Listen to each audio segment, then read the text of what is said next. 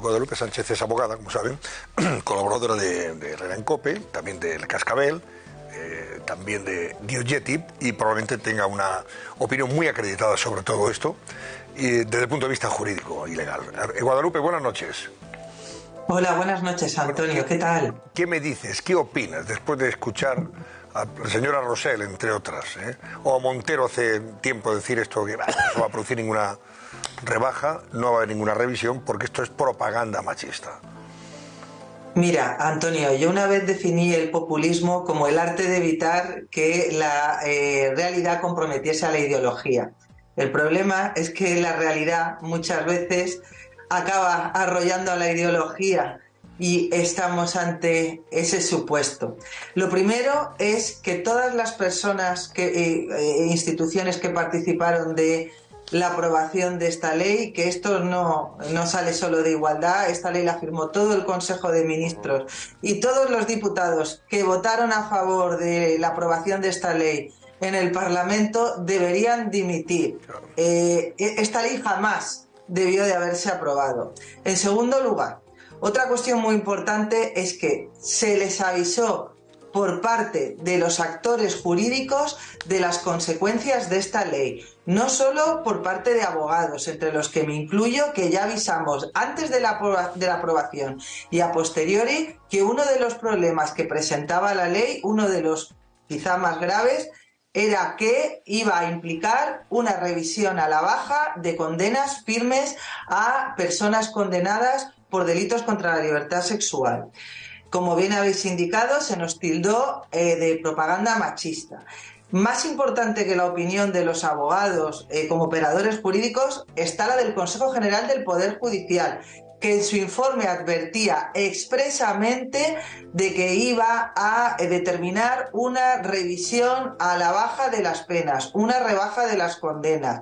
De igual forma se dijo que es que el Consejo General del Poder Judicial era machista y quería impedir la aprobación de la ley estrella feminista del gobierno. ¿Qué es lo que está sucediendo ahora? Pues lo que está sucediendo ahora es que, como digo, la realidad se impone y estamos viendo cómo efectivamente esta reforma amplía la horquilla de las penas, es decir, una pena que antes era de 8 a 12 años, ahora es de 6 a 12 años, como consecuencia de ellos y en aplicación del artículo 2 del Código Penal, que permite que se apliquen de forma retroactiva las penas más favorables.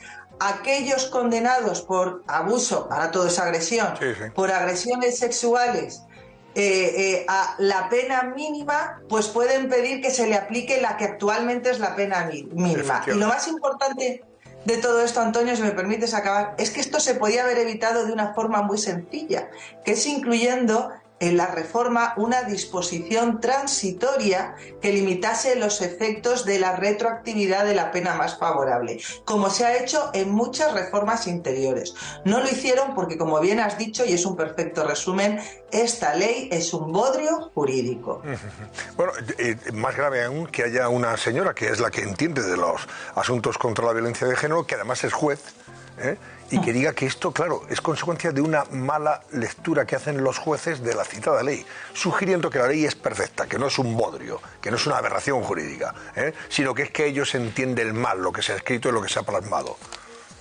Bueno, parece mentira, para empezar, que una juez no entienda, aunque sí que lo entiende, lo sabe perfectamente, pero intente engañar a los ciudadanos sobre el papel o la función de los jueces. Los jueces tienen que aplicar las leyes que emanan del Parlamento e interpretarlas dentro del margen que la ley permite. Los jueces no pueden aplicar la ley de una forma distinta a la que ésta prevé. Hacerlo sería prevaricar. Es muy grave que desde el Ejecutivo en bloque se hayan dedicado a señalar a los jueces y a intentar desprestigiar al tercer poder del Estado, al Poder Judicial, para eludir responsabilidades por una ley que ellos aprobaron además como su ley estrella, la ley estrella del Ministerio. Es que además, Antonio, cualquier derecho penal moderno y democrático, la interpretación siempre ha de ser la más favorable al reo. En defecto de esa disposición transitoria que yo te he comentado, que no se ha incluido en la reforma, a los jueces no les cabe más que aplicar el artículo 2, la retroacción de la pena más favorable, y por lo tanto, si antes la pena mínima era 8 y ahora es 6, pues tendrán que rebajar la pena a 6 años. Lo que ha sucedido de todas formas en esa rueda de prensa que habéis comentado es intolerable y debería por sí sola bastar para que las 2 personas que han comparecido dimitiesen. Incluida la ministra de Igualdad. Pero fíjate, todo esto forma parte del ADN de este populismo indeseable que sufrimos. Cada vez que hay una sentencia que va en contra de los intereses de lo que ellos defienden, no atienden a la lectura de esa sentencia. Lo que hacen es descalificar al juez que la ha dictado o a los tribunales. Esa es su forma de actuar, ¿eh? Es decir, no atienden a razones jurídicas, sino a razones sectarias, ideológicas y políticas para descalificar a aquel que ha emitido la sentencia. Y ahora están haciendo lo mismo. O sea, ellos lo hacen perfectamente, los demás se equivocan. Es lo que nos toca, están sufriendo. Lo que está pasando en España es muy grave porque, Antonio, como en cualquier democracia occidental, la Constitución consagra el principio de legalidad, que significa que todos, incluidos los poderes públicos, estamos sometidos al imperio de la ley. Lo que estamos viendo estos días, no solo con la aplicación de esta reforma, sino con la reforma del delito de sedición, bueno, la derogación, porque es una derogación, la posible reforma del delito de malversación, los indultos, es que el gobierno ha considerado que ellos son una especie de última instancia judicial que es garante de la impunidad para sus socios, apoyos parlamentarios e incluso pues expresidentes de comunidades autónomas, y que cuando una sentencia no les gusta, no les agrada, ellos tienen la capacidad y la legitimidad para, digamos, que corregirla. Es que esto es gravísimo, es de primero, como digo yo muchas veces, de democracia, y está llevando a España, la gente no es consciente de la gravedad de todo lo que está sucediendo, porque está poniendo a España ante el abismo. Es algo gravísimo lo que estamos viendo estos días. Guadalupe Sánchez, abogada, gracias y buenas noches, Guadalupe, hasta siempre. A vosotros, Antonio, gracias. Gracias. Yo estaba acordándome muy rápido, perdón, Pablo, no, muy rápidamente, estaba acordándome porque estoy releyendo El archipiélago Gulag de Solzhenitsyn y cuenta, entre otras cosas, cómo los comisarios políticos del Partido Comunista de la Unión Soviética daban instrucciones a los jueces en las distintas fases de los procesos sobre cómo había que interpretar el Código Penal, más suave, más fuerte, según los humores de Stalin. Y según estaban hablando, es que me estaba acordando de que estamos en lo mismo. Y cualquiera les contradecía. No, por supuesto. O sea, un político de instrucciones a un juez de cómo interpretar el Código Penal. Que acabas efectivamente en el Gulag.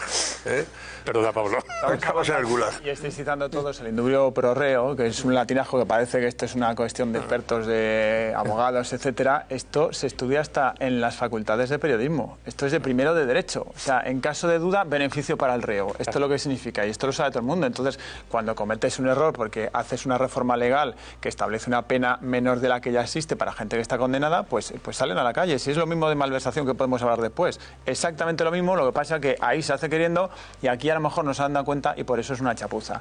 La chapuza es de tal magnitud que además se ve con 2 fechas muy claras. Está buscando 6 de julio es el día que el Consejo de Ministros aprueba esta ley. Y el Gobierno y la ministra Montero lo presenta como ese proyecto estrella que ya habéis mencionado. 25 de agosto, ni 2 meses después, es el momento en el que el Congreso de los Diputados, en un pleno extraordinario, en pleno mes de agosto, en vacaciones y con las cámaras en periodo que no es el ordinario, aprueban la norma. Es decir, en menos de 2 meses se ha tramitado esa norma. No ha habido posible debate, o el debate casi se ha hurtado al Parlamento, no han ido expertos a comparecer, efectivamente, como mencionabais antes, y así con otras muchas normas. Entonces, de todas esas prisas, eso que Ainhoa antes explicaba, que se pone la política y el titular y el eslogan por encima de hacer una buena norma, eso tiene la consecuencia de hacer una chapuza. Y en la chapuza yo no veo responsable a la ministra de Igualdad, que es la máxima responsable de este ministerio. Aquí veo 2 responsables más. Uno, el ministro de la Presidencia, que es el que tiene que coordinar todo eso, y Félix Bolaños marca los tiempos y es el que también es responsable de cómo salen esas normas. Eso lo tenía que hacer antes Carmen Calvo. Y Carmen Calvo, cuando esto llegaba a sus manos, se peleaba en el Consejo de Ministros. Y Félix Bolaños no lo hace. Y no lo hace porque hay superior, un responsable mayor, que es el presidente del gobierno, que hace ya muchos meses... Y yo aquí que mira para otro lado porque lo que único que le interesa es seguir no mira ahí. para otro lado. Ha dado Sí, hace tiempo órdenes precisas a sus ministros de que a algunas ministras de Podemos, y en particular a Irene Montero, se le da un cheque en blanco. Tiene que hacer y puede hacer lo que quiera, porque si no hace lo que quiere, no hay legislatura y no hay gobierno de coalición. Pues ya está. Pues me da la razón, Pablo. Me está dando la razón. Por eso. Mira para otro lado, porque lo único que le interesa a este señor es seguir ahí, en la Moncloa. Y depende de esto. Porque si no estaría esto se resume muy fácil, Antonio. Esto se resume muy fácil. Un gobierno, un presidente del gobierno con 120 escaños. Es un gobierno débil. Un socio, Podemos. ¿Cuál es la prioridad de Podemos? La ley del sí es sí. Adelante. Ya está. Otro socio, Esquerra. ¿Cuál es la prioridad de Esquerra? Se dice nueva valorización. Adelante. Otro socio, Bildu. ¿Cuál es la prioridad de Bildu? Los presos de ETA al País Vasco y después a la calle. Sí, así es. Adelante.